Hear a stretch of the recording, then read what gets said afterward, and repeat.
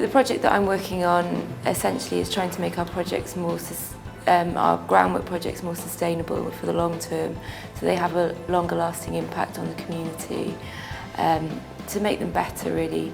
And so that means looking at our project management system, seeing what we're doing right, what we're doing wrong, learning from our mistakes, and then making sure that we know when we're doing something well. And essentially what that means is looking back at old projects and looking at current projects, and seeing how we can do them better. So that's what your duties might consist of, but the regeneration and sustainability industries are truly vast. So what opportunities exist within them for learning new skills and advancing your career? Some of the career opportunities for working in this field include people who've already had an architectural education, for instance, where they use their skills and it becomes transferable. It's about designing buildings, it's about planning new buildings and new developments. But there are other skills too that matter. Engineering discipline brings to it some rigour of analysis and an understanding of systems and problem solving. But there are other dimensions to this, software engineering. When we go to actually test stuff, we need people with skills of instrumenting and monitoring our prototypes. In terms of opportunities within the regeneration sector, we're dealing essentially with property, and property is one of the most important components of the financial world. So there's always an interest in property and how property gains value in particular. So this isn't going to go away. What's particularly important for me about the current regeneration sector is that there's a sense, very much more now than even 5 years ago, of the importance of climate change, of the importance of the limitations on fossil fuels, and therefore an emphasis in practice on creating sustainable environments, which I think is a sea change for the way in which people have viewed property decisions to date. To prepare you for a little working in the industry, we're going to take a look now at what our interviewees think the biggest challenges are in their lines of work. Some of the biggest challenges facing somebody looking to pursue a career in regeneration in Walsall. Walsall is a place that's going through a lot of changes, and our responsibility and our role is to make Walsall an exciting place where people want to stay, they want to develop businesses, they want to bring their children up, all those sort of things. And it's about looking at a place as a whole and looking at all those things that matter to people and making sure we make a difference. The biggest challenges facing the industry are, firstly, that funding is starting to decline, partly because several years ago decisions were made that regeneration funds weren't needed so much.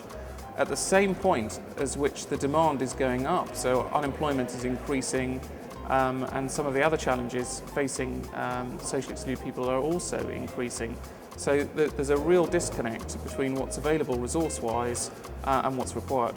Each year that I'm involved, there are new issues coming forward that are having to be incorporated into the whole design process and development process, and new challenges that are being raised. The problem about a sustainable built environment is that nobody understands at the moment completely how it would be done.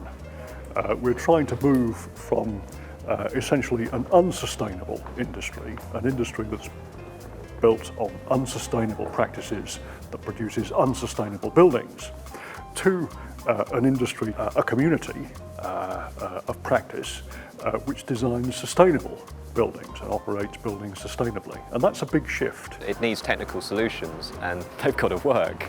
And a lot of the development here is trying to bring innovation and change the way perhaps that industries viewed some of the technologies that can be used in the past, and create a new market, change the way we think about how buildings are designed.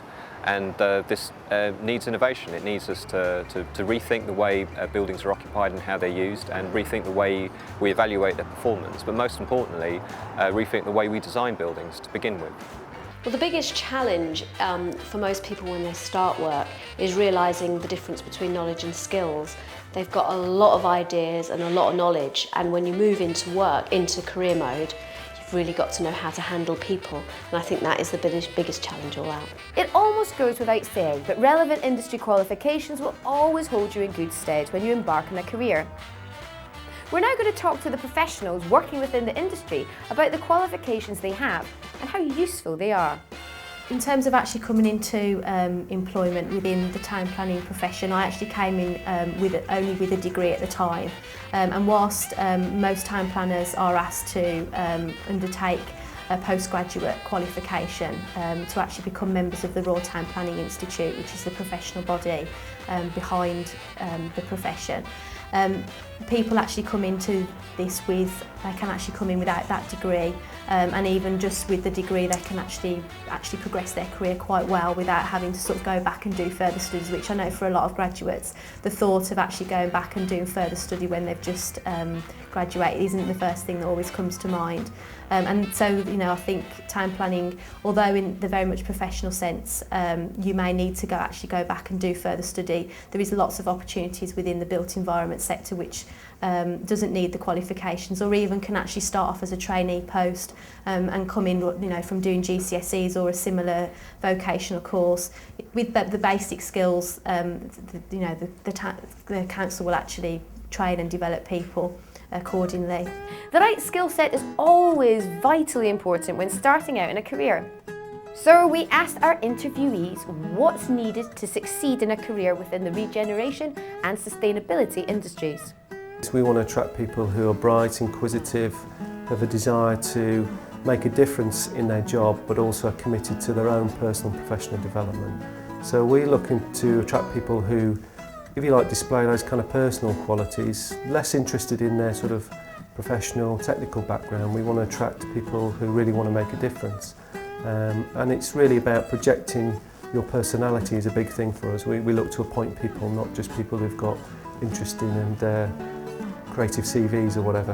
When choosing a successful candidate amongst the diverse types of organisations working on urban buzz projects, I think if it's community-based, they would want to see that that person has a genuine interest in actually what is going on. They understand maybe a bit about the history of the community and the neighbourhood they live in. They may have personal experiences and so they want to make a difference.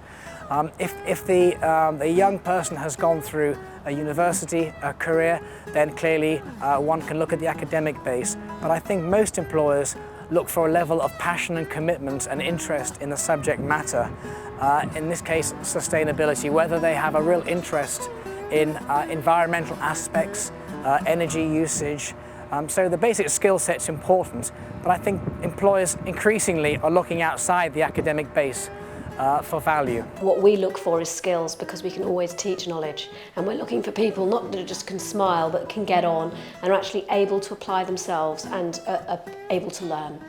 So the other thing that we find for people who come to start work afresh for the first time is understanding the etiquette of the office environment, and those are the sorts of things that are really difficult to teach. So an intern programme really helps students understand whether they like an office environment, what sort of environment they want to work in at all, and that's why we're really proud of our intern programme, because we can actually support students to go out and learn what it's like to work with an employer. Just what exactly is going to fast-track your career? Well, I think a career in certainly what I've been pursuing, which is trained first as an architect and then went into research, rests on having and being interested in inventing things and in testing how they work and experimenting with new prototypes and new ideas to see how they will actually operate. I think work experience can only help any applicant for any job.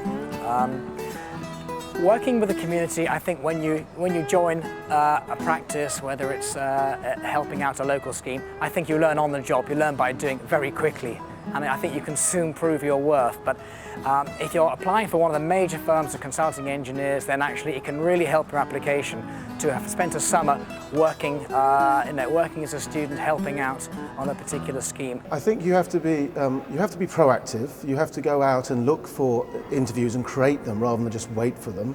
But you also have to be yourself. You have to be honest about what type of person you are and what you're looking for.